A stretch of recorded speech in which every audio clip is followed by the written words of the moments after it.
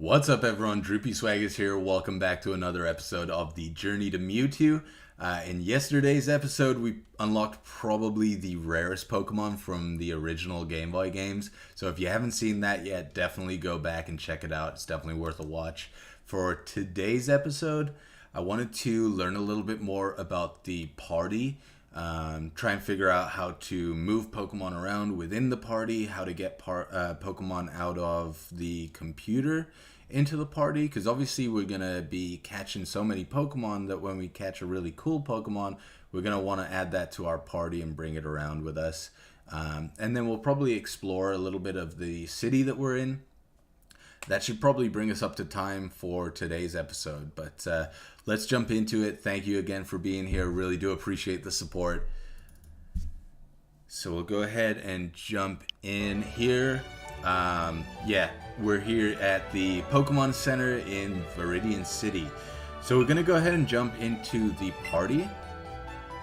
As you can see, we caught a bunch of Rattatas, we caught a few Pidgeys, I believe, and we caught an Oddish in yesterday's episode.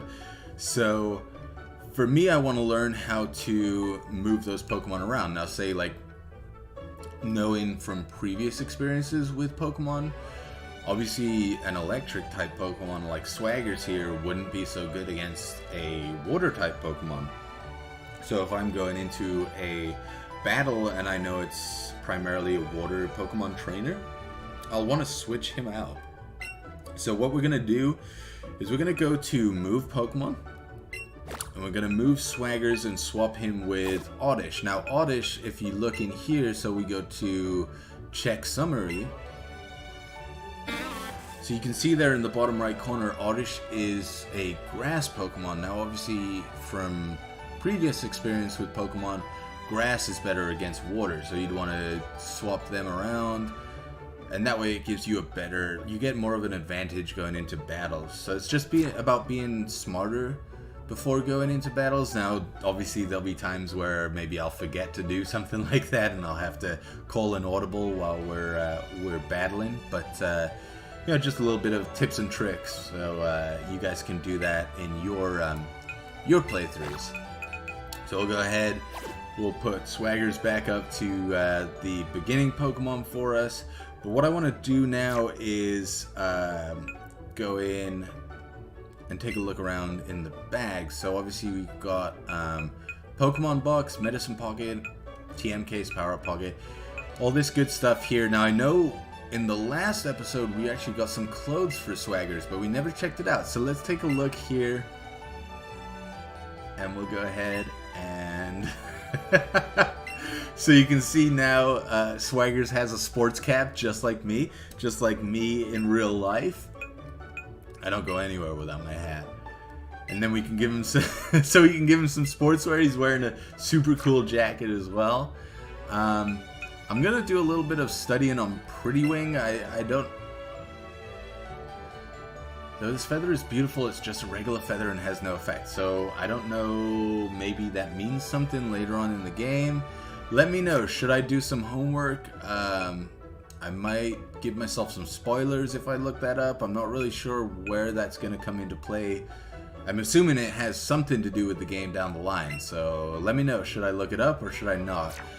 Candy jar, empty, catching pocket, that's cool. So we can see we've got 43 Pokeballs right now. Obviously in this game, having Pokeballs is going to be so much more important than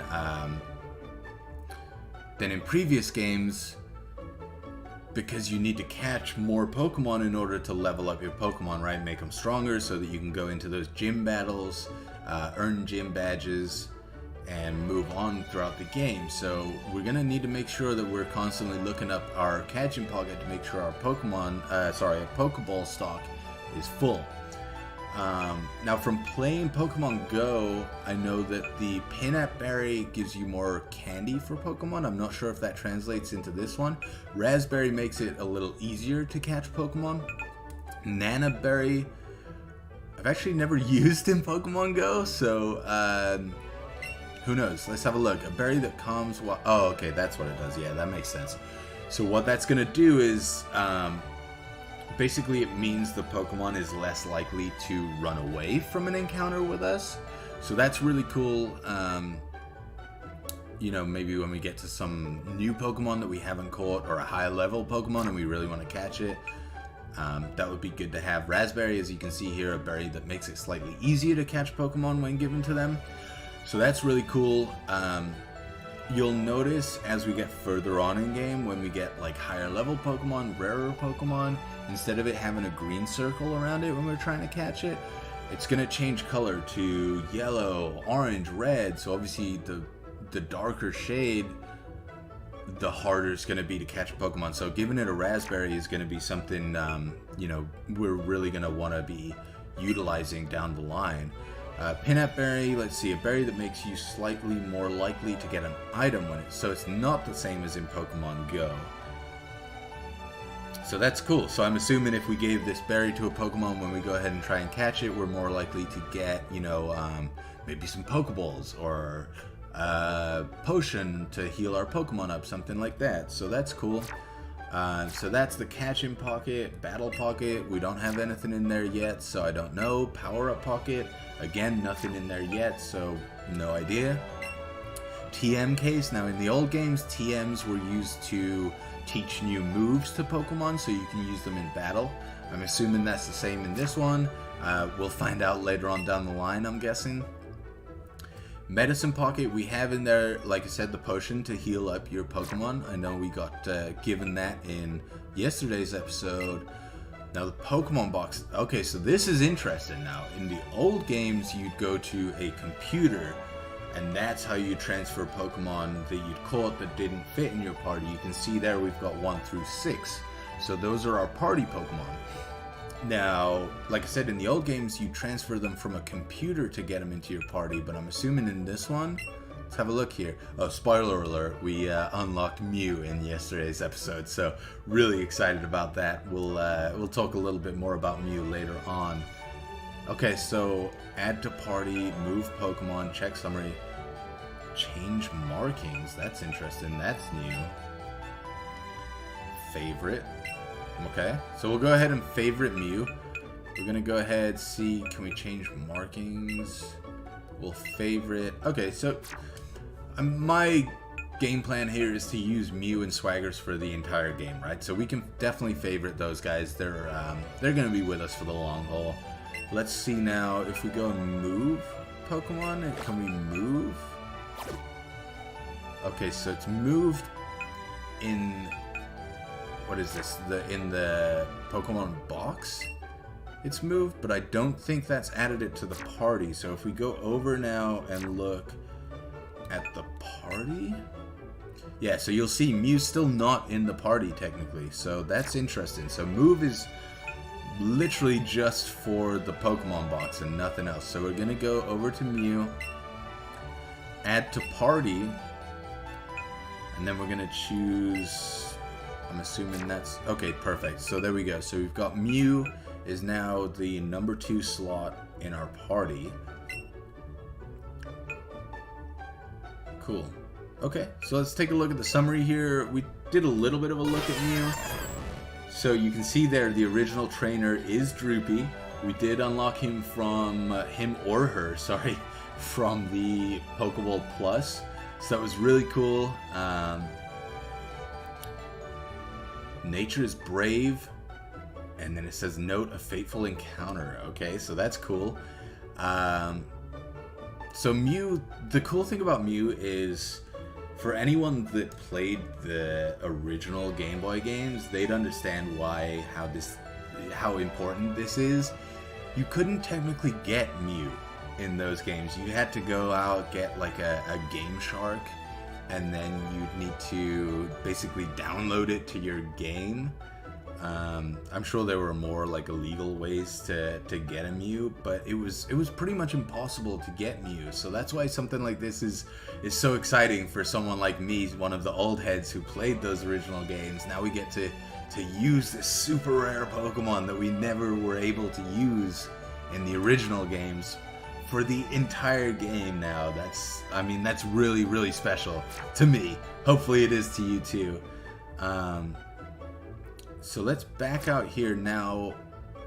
I knew going in there's a way to have... Obviously, we've got swaggers on our shoulders, so that's really cool. I'm pretty sure you can get one more Pokemon. Yeah, there you go. So take out of Pokeball. So now if we do that, Mew is going to actually travel alongside us now. So let's jump out of here. There it is. Mew is flying around behind us. How cool is that? So let's take a look around. Magazine called Pokemon Journal. Yeah, we'll go ahead and read the back of that. Okay, so if you use what are called secret techniques, you can chop trees, open paths. Okay, so that sounds like in the old games, the HMs. So that was like cut, flash, what was it? Strength, surf, fly, things like that. Okay, so they're called secret techniques in this one. So that's going to be interesting. I don't know how we're going to get secret techniques. So we'll probably learn those together. Let's see here. If you catch a lot of Pokemon, they'll be took. Oh, there you go. We could have just spoken to this person and that would have saved us about 5 minutes of explanation there. Cool. Oh. There you go. We're talking to Mew. Feeling calm and relaxed. Glad. I'm happy for you, Mew. Have you battled a trainer?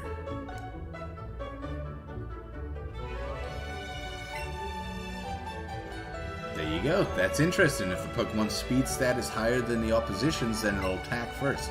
So we're going to want to make sure that we up our speed on our Pokemon so that we can attack first. Looking at the map here, which we can also access through the bag. Yeah, there we go. So you got your town map in there. Use. Perfect. Awesome. Communicate is where we got our mystery gift. So I'm assuming we don't have any more mystery gifts. Obviously we got Mew, so that's really cool. Play with others. I haven't really done any research on playing with others. So I'm assuming we can get someone else to hop in and play with us. So that would be really cool. Maybe we'll look into that in future episodes. Sweet. So let's go ahead and take a look around real quick. For the last couple of minutes, we'll do a little bit of exploring around the town. Mew's found something. What'd you find, Mew? Oh, okay. So didn't find anything. Just taking in the scent of the flowers. That's nice. Yo there. What's up, man? So this is the Pokemart.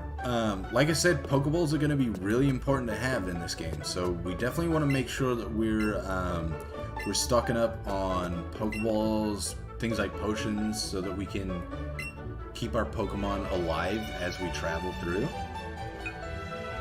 Cool. So let's go ahead and buy not a paralyzed heal. We'll buy some Pokeballs. I know we already had like 40 or so, so we'll go ahead and buy 10 more. It's a lot of dough. Things are expensive nowadays. Cool, and then I want to go ahead... Premier Ball, that's interesting. I don't know what that is. We'll take a look at that. I want to buy a couple of potions. Say we'll get like 5 potions.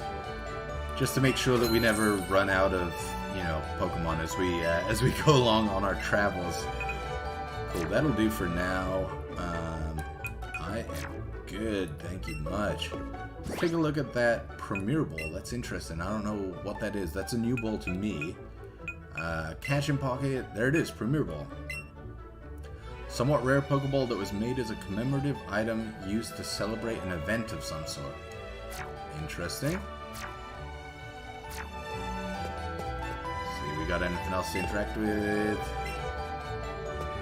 Paralyzed heals, that's all. So we'll go ahead, jump out of here, take a little look around. What's this? Trainer school. Get schooled. We're studying about the Pokemon types.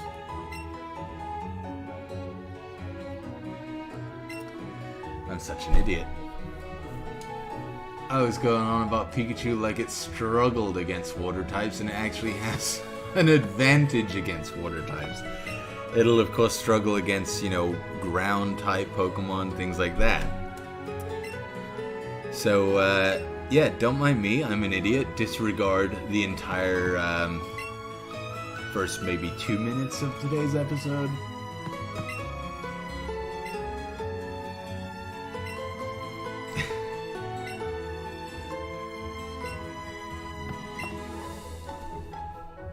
Okay. So there's a bunch of different info here. Obviously, there you go. So Pokemon can get put to sleep, they can get burned, poisoned, frozen, paralyzed. From previous experiences, obviously you get burned by fire type, you get poisoned by poison type, frozen by ice type, paralyzed by electric type. That's kind of self-explanatory, right? Cool. Let's go ahead. We're running a bit long on time here, so we'll go ahead and take a little look around. I want to take a look up here.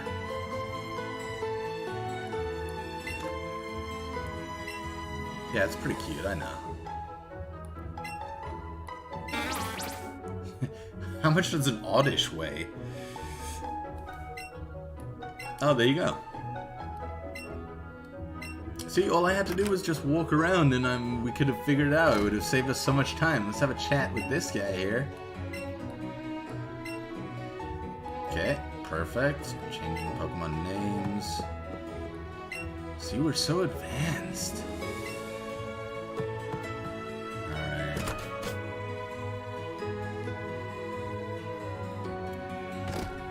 Let's go over here. What do we have here?